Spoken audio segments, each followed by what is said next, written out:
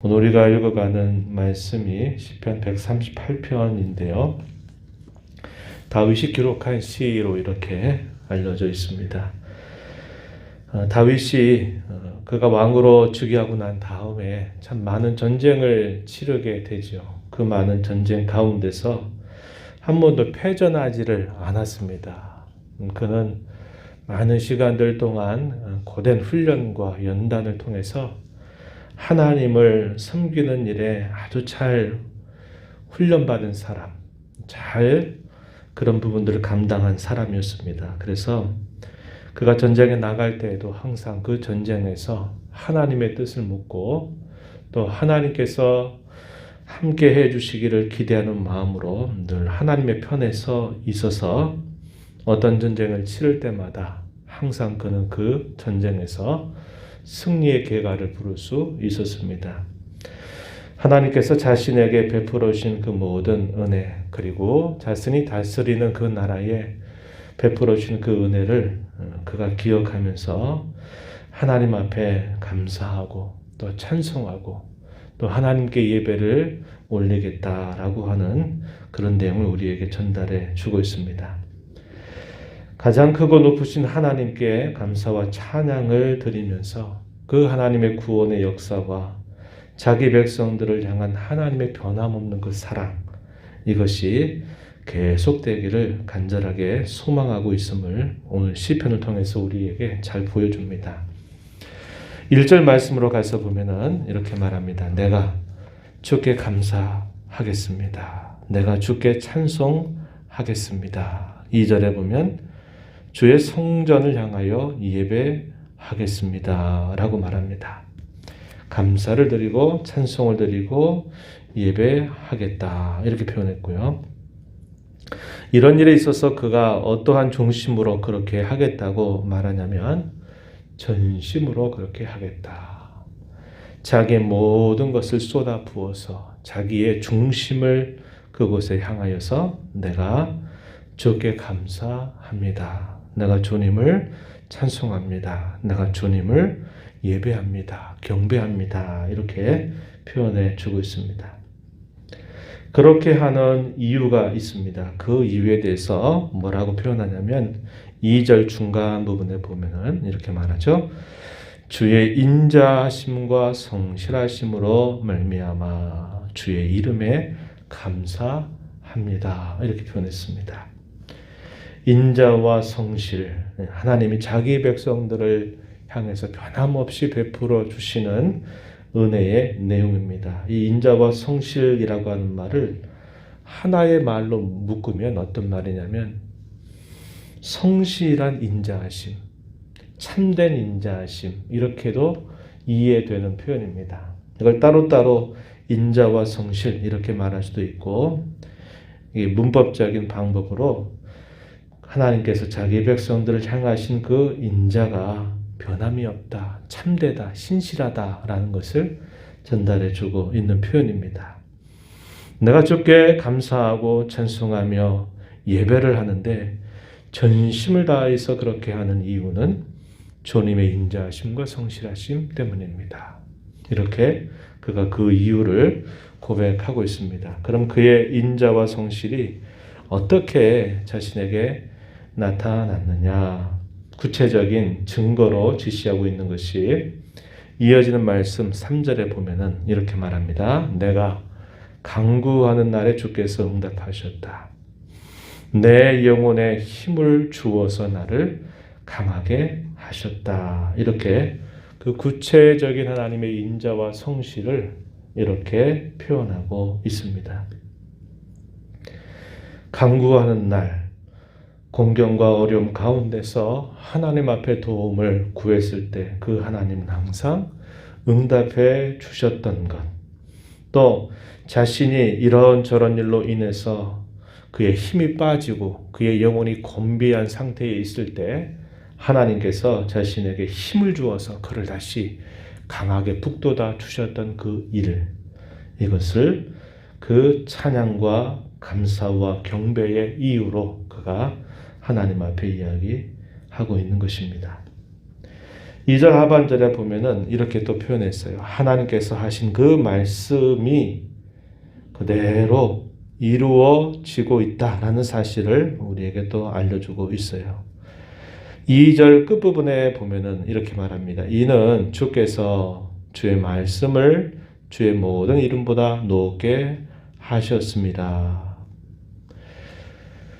주께 감사하는 이유에 대해서 설명해 줄 때 이는 이렇게 또 표현했어요. 주께서 주의 말씀을 주의 모든 이름보다 높게 하셨다. 이게 무슨 뜻인지 조금 이해하기가 어려운 표현인데요. 좀 더 이해하기 쉬운 표현이 그 밑에 설명되고 있는 말입니다. 1번 있죠. 1번. 밑으로 내려서 보면 뭐라고 말합니까? 주의 모든 이름대로 주의 이름을 크게 하셨습니다. 이렇게 말합니다. 주님의 이름처럼 주님이 가지신 주님의 존귀함처럼 주님께서 하셨던 그 말씀을 그대로 이루어 주셨다. 주의 말씀을 크게 하셨다. 하나님의 말씀에 권세 있는 그 말씀이 권세가 있다는 사실들을 분명하게 보여주셨다. 그로 인하여서 나는 주의 이름에 감사하겠습니다. 이렇게 표현을 해주고 있습니다. 몇 가지 우리가 이유들을 살펴본 바와 같이 주의 인자하심과 성실하심 때문에 하나님 앞에 간구하는 날에 하나님이 언제나 응답하셨다는 사실, 자신의 영혼이 곤비한 상태에 힘이 빠져 있고 할 때에 하나님께서 자신의 영혼에 힘을 주어서 그를 다시 북돋아 주시고 강하게 해주셨던 일들, 하나님이 하셨던 그 모든 말씀들이 헛되지 않고 그 말씀이 반드시 실현되도록 해주신 그 일, 이것들을 생각해 보니까 하나님 앞에 전심으로 감사하고 찬양하고 예배하겠다. 이렇게 그는 하나님 앞에 고백을 올리고 있는 것입니다. 그렇게 하나님을 향해서 찬양과 감사와 경배를 올리는 그 일에 세상의 모든 왕들을 초대하고 있다는 것을 보여주죠. 4절과 5절에 보면은 하나님을 이렇게 자신이 대하겠다라고 하는 이 일에 세상의 모든 왕들이 감사를 올릴 것이고 세상의 모든 왕들이 찬양을 드리게 된다. 이 사실을 이야기합니다. 하나님을 찬양하는 이 일이 자기 백성들에게만이 아니라 그 하나님을 찬양하고 감사하는 일들이 모든 열방 가운데서 이 일들이 이루어지게 될 것을 말해주고 있는 표현입니다. 4절 한번 보시면은 여호와의 세상의 모든 왕들이 주께 감사할 것은 그들이 주의 입의 말씀을 들음이오며 그들이 세상의 모든 왕들이 여호와의 도를 노래할 것은 찬송할 것은 여호와의 영광이 크심이니이다. 이렇게 표현했습니다. 이러한 일들을 우리는 솔로몬이 다스리고 있을 때 그러한 하나의 성취된 일들을 살펴볼 수 있습니다. 솔로몬이 그가 지혜가 뛰어나다라고 하는 소문이 세상의 여러 나라들의 왕들에게 알려지게 되니까 어떤 일이 있었습니까? 멀리 떨어져 있는 왕들이 많은 예물을 가지고서 이 솔로몬을 찾아오죠. 그래서 그의 지혜에 대해서 가르침을 받고 돌아가는 일들이 많이 있었다고 하는 겁니다. 예를 들어 시바 여왕을 우리가 생각해 볼 수 있죠. 시바 여왕의 경우 그리고 많은 나라의 왕들이 이 솔로몬의 지혜를 들으려고 왔다가 하나님을 찬양하는 그런 일들이 분명하게 있었던 것입니다. 이러한 일들이 하나님이 역사 속에서 보여주시게 돼요. 그리고 이러한 일들이 어떻게 좀 더 구체적으로 성취가 되어가고 있느냐. 하나님께서 이 다윗의 후손으로 보내주시겠다고 약속하셨던 메시아, 우리 주 예수 그리스도를 통해서 세상의 모든 왕들이, 세상의 모든 사람들이 그 하나님의 말씀의 권세를 알고 하나님의 영광을 알게 되면서 그 하나님 앞에 감사와 찬양과 경배를 올려드리게 된다는 겁니다. 오늘날 우리가 이러한 말씀들이 우리 가운데도 성취된 사실이라는 것을 우리는 알게 되는 것이죠. 다윗은 마지막에 6절부터 8절의 내용에서 하나님께 확신을 가지고 하나님이 언제나 자신에게 그렇게 해주실 것을 그는 기대하고 있다는 겁니다. 이제까지 하나님이 자신에게 베풀어 주셨던 그 크신 은혜를 기억하면서 하나님은 앞으로도 자신에게 그러한 은혜를 계속적으로 베풀어 주실 것을 확신하면서 기대하고 있다는 것이죠. 6절 말씀을 한번 가서 보면은 이렇게 말합니다. 여호와께서는 높이 계셔도 낮은 자를 굽어 살피신다. 멀리 있어도 교만한 자를 아신다. 이렇게 말합니다. 그가 고백하는 하나님은 그런 분이시다. 이렇게 소개하죠. 높이 계시면은 아래가 보이지 않을 것처럼 보이지만 놀랍게도 하나님은 높이 계셔도 낮은 자, 겸손한 자를 굽어 살펴 주시는 분이다. 교만한 자들이 득세하고 교만한 자들이 막 그들의 죄악을 범하며 조롱할 때에 하나님 너무 멀리 계셔서 그들을 건드시지 못하는 것이 아니라 멀리 계셔도 하나님은 교만한 자들의 모든 행위를 아시고 그들을 심판하시고 그러신 분이시다. 이렇게 말해주고 있습니다. 겸손한 자에게는 구원과 복을 내려주시고 교만한 자들에게는 심판과 화를 베풀어 주시는 그런 분이시다. 이렇게 고백하는 표현입니다. 7절에 보면 환난 중에 다닐지라도 자신이 환난 가운데 공경 가운데 있게 될지라도 주께서 나를 살아나게 하시고 원수들의 분노를 막아주시고 주의 오른손이 나를 구원하실 겁니다. 주님은 그러한 분이십니다. 라고 이렇게 말해주고 있는 겁니다. 이것은 자신의 살아온 삶 속에서 경험한 하나님, 그리고 앞으로 자신이 살아가게 될 모든 상황 속에서도 하나님 여전히 변함없이 그렇게 해주실 하나님이신 줄을 알고 그가 확신 가운데 기대하는 그의 자세입니다. 마지막 절은 이렇게 말합니다. 여호와께서 나를 위하여 보상해 주실 것입니다. 여호와의 주의 인자하심이 영원하오니 주의 손으로 지으시는 것을 버리지 마옵소서. 이렇게 기도를 하나님 앞에 올리게 되는데요. 이 말의 의미가 어떤 뜻이냐면 마지막 절 이런 뜻입니다. 하나님은 나를 위해서 세우신 그분의 목적, 그분의 계획을 반드시 이루어 주실 것입니다. 내게 약속하신 것, 내게 기대하시는 그분의 목적 뜻을 반드시 이루어 주실 것입니다. 하나님의 인자하심은 영원하십니다. 당신의 손의 일들을 하나님은 결코 버리지 않으실 것입니다. 이러한 뜻을 표현하고 있습니다.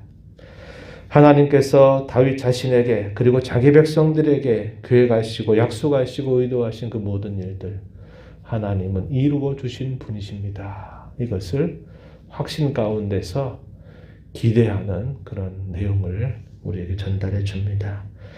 다윗의 이러한 기대, 이런 확신은 오늘 저와 여러분에게 있어서도 확신이 되어야 되겠고 이런 기대를 가지고 우리 하나님을 섬겨 살아가는 저와 여러분이 되어야 합니다. 기도할 때에도 의심하지 말고 하나님이 이렇게 해 주신다고 하신 약속을 붙들고서 확신하며 기도하는 자세를 우리가 늘 가져야 되겠다고 하는 것이죠.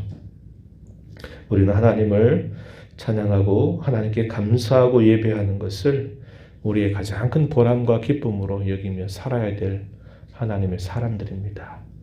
이 말씀을 우리 마음에 잘 새기면서 이 하루, 이 한 주간도 흩어진 교회로서 우리 삶의 모든 자리에서 그 하나님을 높이는 저와 여러분이 되기를 진심으로 바랍니다. 하나님 아버지, 이 새벽 시간에도 저희들을 깨워주셔서 걸음을 이곳으로 향하게 하시고 오늘도 저희들의 마음을 주께로 향하여서 찬양을 드리며 감사하며 경배하게 해주신 것을 주께 감사드리옵나이다. 하나님 아버지, 다윗이 하나님 앞에 전심으로 찬양하고 감사하고 예배하겠다, 경배하겠다라고 말할 때 하나님은 인자와 성실히 변함이 없으신 분이고 하나님 앞에 도움을 구하고자 간구할 때마다 하나님은 응답하셨고 많은 대적자들과 여러 곤비한 상황 속에서 그의 영혼이 짓눌려 힘이 빠졌을 때마다 주님은 그의 영혼을 강하게 붙들어 주시는 은혜를 베푸시고 자신에게 하셨던 약속의 모든 말씀들을 이루어 주시고 자신을 향한 모든 계획을 하나님은 온전히 이루어 주실 것을 확신하면서 하나님 앞에 또 찬양 올리고 기도하는 모습을 저희가 살펴봅니다. 이 공경의 시간들을 보내는 저희들에게 하나님께서 오늘 이 말씀을 통해서 큰 위로와 확신을 허락하시고 저희 또한 다윗이 가졌던 그런 확신과 기대를 가지고 더 하나님을 가까이 하며 우리의 주어진 삶을 잘 감당해 나가며 살아가도록 도와주시기를 바라옵나이다. 은혜의 보호자 앞에 나왔사오니 저희들의 여러 형편과 처지를 아신 하나님께서 저희들의 간구를 들어주시고 가장 필요하고 적절한 것들로 저희들의 심령을 채워주시고 공급해 주시기를 간절히 바라며 예수님 이름으로 기도하옵나이다. 아멘.